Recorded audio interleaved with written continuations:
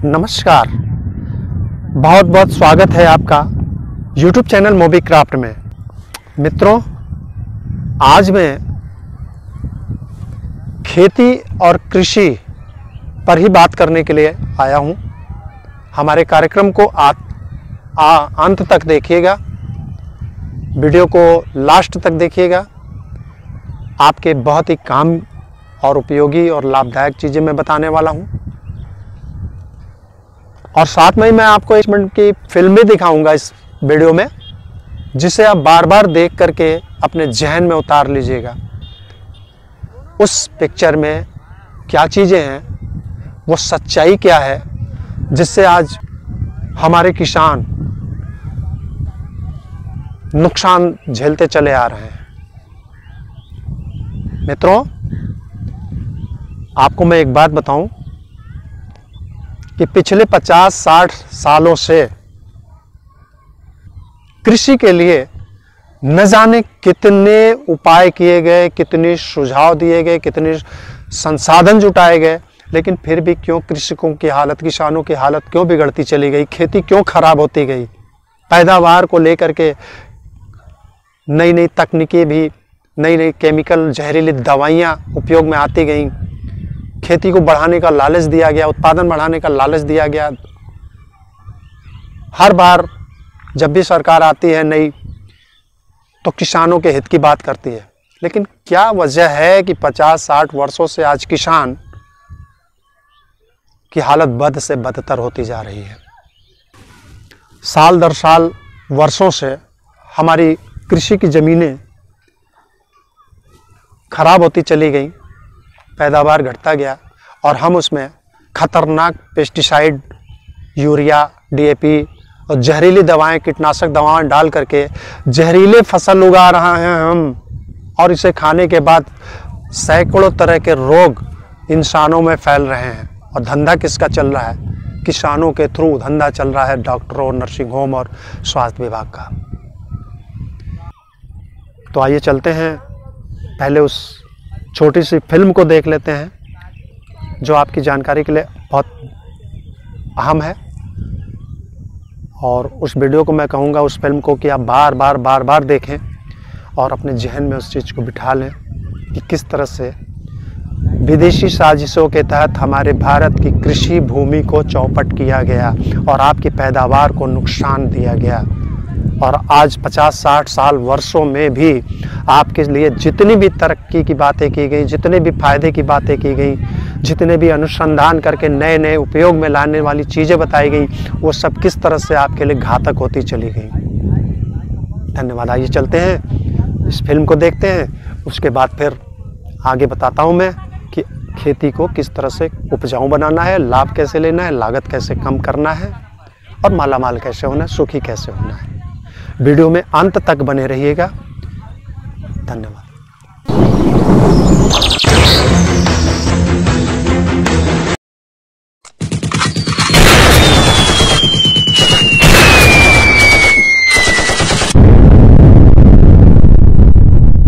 रासायनिक खाद व जैविक खाद।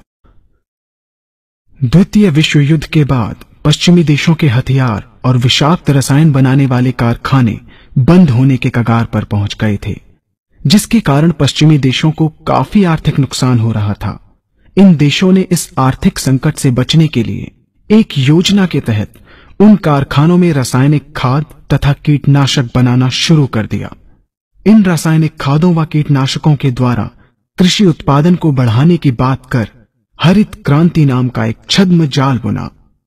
भोले भाले किसान अधिक उत्पादन के लालच में फंसकर रासायनिक खाद व कीटनाशकों का प्रयोग करने लगे। बैलों की जगह ट्रैक्टर से जुताई होने लगी। शुरुआत में कम रासायनिक खादों के प्रयोग से अधिक उत्पादन हुआ। धीरे धीरे रासायनिक खादों के प्रयोग के कारण भूमि की उर्वरा शक्ति क्षीण होने लगी, जिसकी वजह से उत्पादन घटने लगा तथा फसलें कमजोर होने लगी। फसलों के कमजोर होने के कारण उनमें रोग व कीट लगने लगे। रोग व कीटों से फसल की सुरक्षा के लिए और अधिक कीटनाशकों का प्रयोग होने लगा। एक तरफ ज्यादा उत्पादन के लिए अधिक रासायनिक खादों का प्रयोग होने लगा, वहीं दूसरी तरफ फसलों को रोग व कीटों से बचाने के लिए अधिक विषाक्त कीटनाशकों का प्रयोग बढ़ गया, जिसके कारण उत्पादन लागत बढ़ी और किसान को लाभ कम होने लगा, बल्कि छोटे किसान कर्ज में डूबने लगे। धीरे धीरे भूमि की उर्वरा शक्ति क्षीण होने से भूमि बंजर होने लगी। रासायनिक खाद व कीटनाशकों के कारण खाद्यान्न भी विषाक्त हो गए तथा जलवायु भी प्रदूषित हो गई, जिसके कारण मानव पशु पक्षियों के स्वास्थ्य पर प्रतिकूल प्रभाव पड़ा, जिसका परिणाम आपके सामने है। मानव स्वास्थ्य पर रासायनिक खादों के पड़ने वाले प्रभाव को आप ऐसे समझें। जब किसान फसल में रासायनिक खाद डालता है तो रासायनिक खाद में उपस्थित विषाक्त रसायन जल में घुलकर सबसे पहले जल को प्रदूषित कर भूमि के अंदर उपस्थित केचुए व सूक्ष्म जीवाणुओं को मार देता है।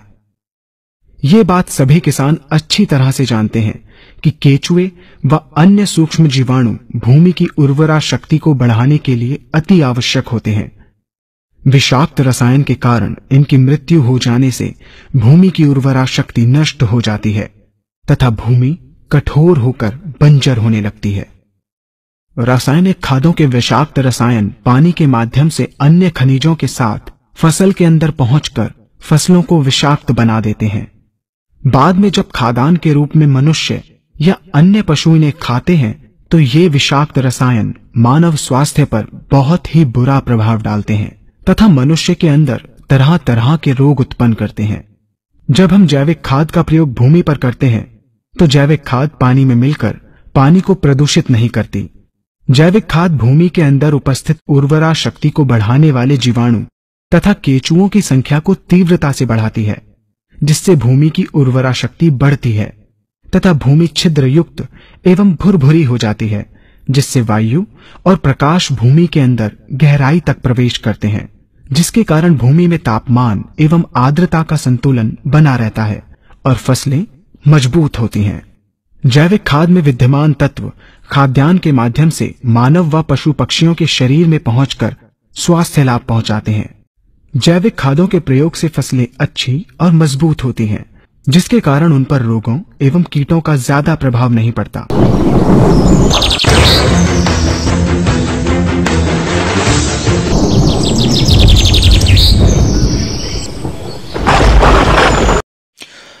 मित्रों, अभी आपने देखा कि हमारी खेतों की जमीनों को, कृषि भूमि को किस तरह से चौपट किया गया।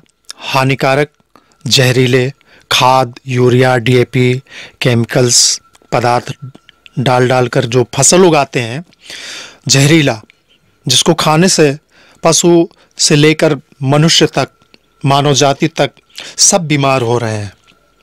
इसी से अलग एक नया छिड़काव की खेती पर जैविक पदार्थों द्वारा एक नया आधुनिक खेती के बारे में जो प्रोडक्ट हमारे भारतीय कंपनी नेटसर्फ द्वारा तैयार किया गया है, उससे खेती करके आप अपनी लागत कम कर सकते हैं, 35 से 40% तक अपना उत्पादन बढ़ा सकते हैं और उत्पादन किए गए फल, फसल इत्यादि का जो रूप होता है ना, क्वालिटी, उसकी कीमत भी अच्छी मिलती है।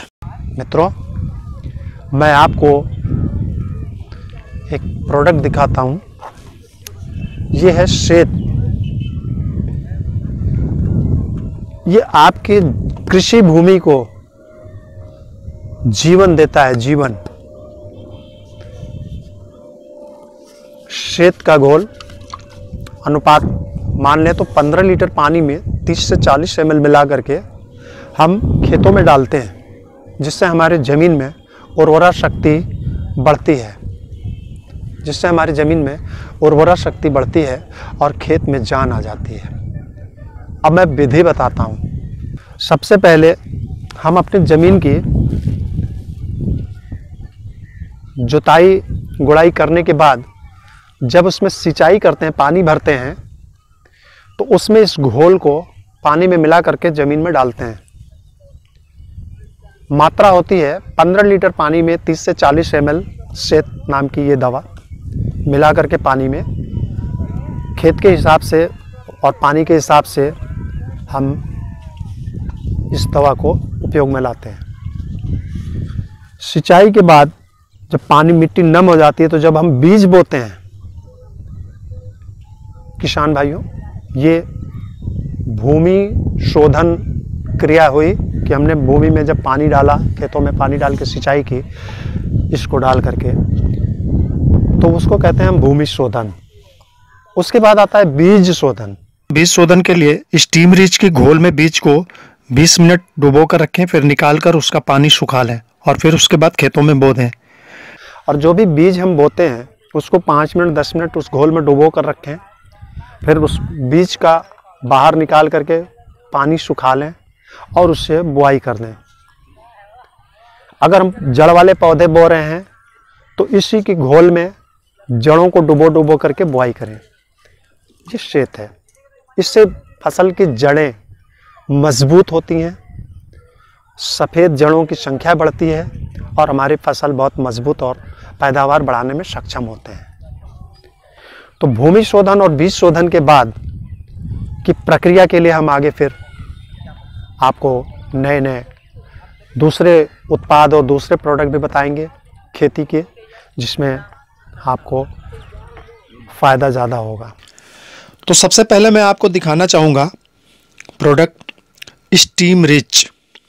स्टीम रिच एक कंसंट्रेंट है, लिक्विड है, घोल है, जो पौधों का अंकुरण करने में मदद करता है, पौधों का मरना कम करता है, सफ़ेद जड़ों की संख्या में वृद्धि करता है, पत्तों के गिरने, फूलों या फलों के गिरने को भी कम करता है, फल फूल व फसल के आकार में वृद्धि करता है, फूलों के रंग, चमक, टिकाऊ क्षमता में वृद्धि करता है और उत्पादन की गुणवत्ता में सुधार करके उत्पादन में वृद्धि भी करता है। किसान भाइयों, एक अनुपात के अनुसार 15 लीटर पानी में 20 ml लिक्विड मिलाना है घोल को, और उसके साथ ये आप देख रहे हैं स्क्रीन पर बायो 95। एक बात मैं आपको याद दिलाना चाहूँगा कि नेटसर्फ कंपनी ने बायो 95 कॉन्सेंट्रेट का अपग्रेड वर्जन, मतलब उससे और ज़्यादा प्रभावी प्रोडक्ट तैयार किया है, जिसका नाम दिया है उसने बायो 99। तो अब बायो 95 की जगह आपको बायो 99 मिलेगा। ये मिश्रण खाद एवं कीटनाशकों के खर्चों में 25 से 30% की बचत करता है, धूप या अतिशील किरणों से बचाव करता है, फसलों पर, पौधों पर नैसर्गिक नष्ट पौधों को पहचानने में मदद करता है, जमीन की उर्वरा शक्ति, भूमि की उर्वरा शक्ति को बढ़ाता है। इसके उपयोग की भी मात्रा 15 लीटर पानी में 5 मिली माने 5 ml ही मिलाना है। इसके बाद मैं आपको दिखाता हूँ सोइल हेल्थ एनहांसमेंट टेक्नोलॉजी का छोटा नाम है SHET सेत। तो सोइल हेल्थ एनहांसमेंट टेक्नोलॉजी का जो घोल है प्रोडक्ट, फसल के सर्वांगीण विकास में मदद करता है। वृद्धि के समय जब फसल में वृद्धि होती है तो उसके पोषक तत्वों की आपूर्ति में सहायता करता है, मिट्टी के भौतिक, रासायनिक और जैविक गुणों को भी बेहतर बनाता है, मिट्टी को उपजाऊ बनाता है, पैदावार की क्षमता को बढ़ाने में मदद करता है और पौधों के जड़ों के प्रसार में सुधार करता है, जल प्रतिरोधक क्षमता को भी बढ़ाता है, जैविक पदार्थों का अपघटन करता है, पर्यावरण से फसलों की सुरक्षा भी करता है। इसकी मात्रा भी हमने आपको पहले बताया है, फिर बता देता हूँ कि 15 लीटर पानी में लगभग 30 से 40 ml का घोल इसका मिला करके छिड़काव किया जाता है। किसान भाइयों, जब आपने भूमि शोधन किया, फिर बीज शोधन किया या जड़ शोधन करके पौधों या बीजों की रोपाई कर दी, तो जब पौधों में 5-7 पत्तियां निकल आती हैं शुरुआती दौर में, तब हम इन तीनों प्रोडक्ट का, तीनों घोलों का मिश्रण अनुपात के हिसाब से मिला करके छिड़काव करते हैं। एक बात ध्यान रखना होगा कि जिस पंप के द्वारा हम इसका छिड़काव करेंगे वो उस पंप में कोई भी हानिकारक केमिकल से छिड़काव न किया गया हो। अब तो मैं तो कहूँगा कि नया पंप ले लें इसके लिए और उससे छिड़काव करें। ये जैविक पदार्थ सूक्ष्म नैनो जीवाणुओं का घोल है। अगर खतरनाक केमिकल वाले पंप से जिससे आपने छिड़काव किया उससे छिड़काव करेंगे तो इसका असर कम हो सकता है। तो अच्छा होगा कि आप नया पंप ले लें इसके लिए और इससे ही छिड़काव करें। तो आपको छिड़काव क्या करना है, जब पौधों में 5-7 पत्तियां आ जाती हैं तब आपको स्टीम रिच, बायो 95 और श्वेत, इन तीनों का बताए गए अनुपात में घोल मिलाकर छिड़काव कीजिए। ये हुआ पहला छिड़काव। इसके बाद दूसरा छिड़काव 8 दिन 10 दिन के बाद आप फिर केवल श्वेत का करेंगे, जमीन में भूमि में करेंगे। अभी जो छिड़काव किया था तीनों मिलाकर के वो पौधों पे किया था।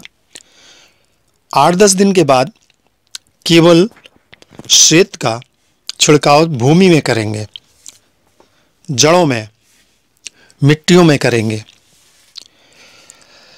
फिर उसके बाद 15-20 दिन बाद जब 10-12 पत्तियां निकलती हैं, पौधे थोड़े बड़े हो जाते हैं, तो उसको फंगस फफूंदी से बचाने के लिए हम उस पर रैपअप का छिड़काव करेंगे। ये रैपअप है, ये सूक्ष्म आवरण बनाता है, हानिकारक सूक्ष्म जीवियों के आक्रमण से पौधों को सुरक्षा प्रदान करता है। सूक्ष्म जीवियों द्वारा स्रवण होने वाले चयापचय जड़ों की विकास प्रणाली प्रकाश संश्लेषण क्रिया में मदद करता है। पर्यावरण से होने वाले तनाव को कम करने में मदद करता है। पौधों की वृद्धि को भी बढ़ाता है। रैपअप रोग निरोधी और रोग निवारक के रूप में ये कार्य करता है। इसके घोल को भी 15 लीटर पानी में 30 मिली मिला करके छिड़काव किया जाएगा। ये हो गया दूसरा छिड़काव। अब आते हैं तीसरे छिड़काव पर। तो मित्रों, तीसरा छिड़काव भी हम लगभग 25 से 30 दिन पर करते हैं और पहले वाला जो छिड़काव हमने किया था स्टीम रिच, बायोफिट और श्वेत मिला करके, उसी तरह का घोल मिला करके फिर एक छिड़काव करते हैं। इसके बाद जब फूल आने लगते हैं पौधों में, फसलों में, जब फसल की फूल या पौधों की फूल आने लगती है तो फिर हम 10-15 दिन का गैप दे करके, अंतराल दे करके फिर एक छिड़काव करते हैं। उसमें छिड़काव करते हैं हम इंटैक्ट एक तरह का कीटनाशक है।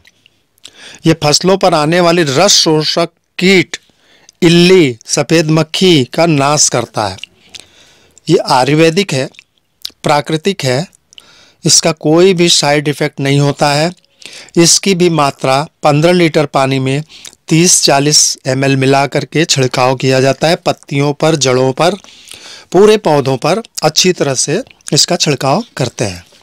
मित्रों, इसके छिड़काव के बाद 7 से 8 दिन के बाद हम पुनः स्टीम रिच, बायो 95 और श्वेत का घोल बना करके फिर एक छिड़काव करते हैं। इस तरह से हमारा छिड़काव का खेती होता है। तो ये फूल आने तक हमने जो छिड़काव किए, इसके बाद हम जब फल लगने की स्थिति आती है फसल पौधों में, उस समय भी हम एक छिड़काव और करते हैं और वो छिड़काव भी स्टीम रिच, बायो 95 और श्वेत के मिश्रण का है। जिस तरह पहले छिड़काव किया उसी तरह से एक एक पत्तियों पर, फलों पर, पेड़ों पर, जड़ों पर विधिवत इसके छिड़काव करेंगे। आप देखेंगे कि इस तरह की खेती से आपको, ये जैविक खेती, छिड़काव की खेती में 35 से 40% की उत्पादन क्षमता बढ़ जाती है और फसलों की जो ग्रोथ है क्वालिटी है वो भी आश्चर्यजनक रूप से सुंदर और स्वस्थ दिखाई देगा। मित्रों, इस जैविक खेती के छिड़काव की खेती से, नेट सर्प के इस प्रोडक्ट की खेती से जमीन कसदार बनती है, फसलों के रोग प्रतिकारक क्षमता में वृद्धि होती है, उत्पादन में भी वृद्धि होता है और उत्पादन के खर्च में बचत भी करता है, मतलब आपकी लागत भी कम होती है और माल की गुणवत्ता में सुधार होता है, जिससे आपको आर्थिक लाभ बढ़ जाता है। इंसान, पक्षी, जानवरों का जीवन भी सुरक्षित रहता है, क्योंकि ये सारे प्रोडक्ट, ये सारे घोल जैविक हैं और हानिकारक नहीं हैं। अगर गलती से इसे खा भी लिया, मुंह में चला भी गया, तो कोई नुकसान होने वाला नहीं है। किसान भाइयों, जैसा कि अभी तक आपने वीडियो में देखा कि बायोफिट जैविक छिड़काव की खेती करने से किस तरह से लाभ होगा और पैदावार बढ़ेगी, गुणवत्ता बढ़ेगी और लागत भी कम आएगा।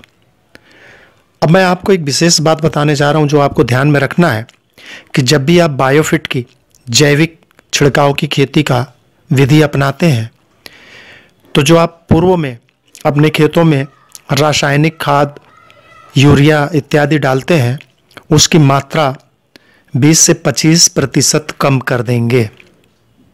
पहले साल माने पहली बार आप 20 से 25% रासायनिक खाद, यूरिया इत्यादि का उपयोग कम कर देंगे।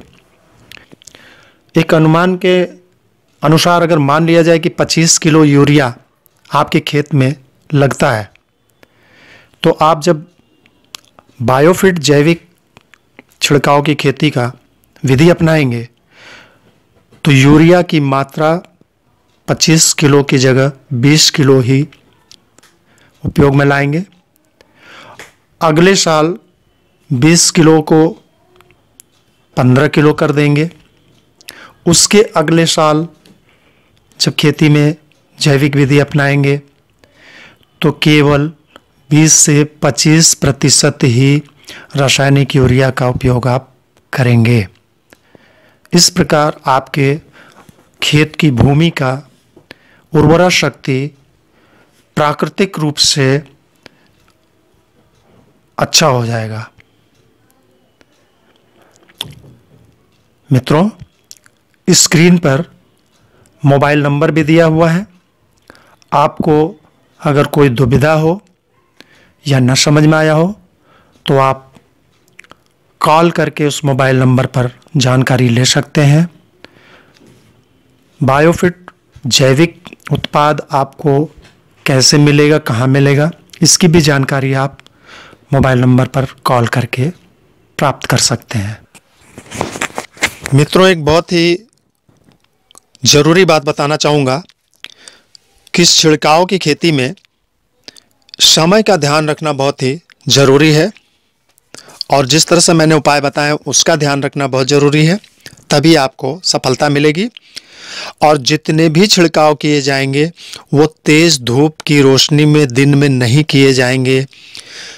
अच्छा होगा कि शाम को 5 बजे के बाद अगर छिड़काव आप करते हैं तो यह आपके लिए सबसे ज़्यादा लाभ की स्थिति पैदा करेगा। धन्यवाद।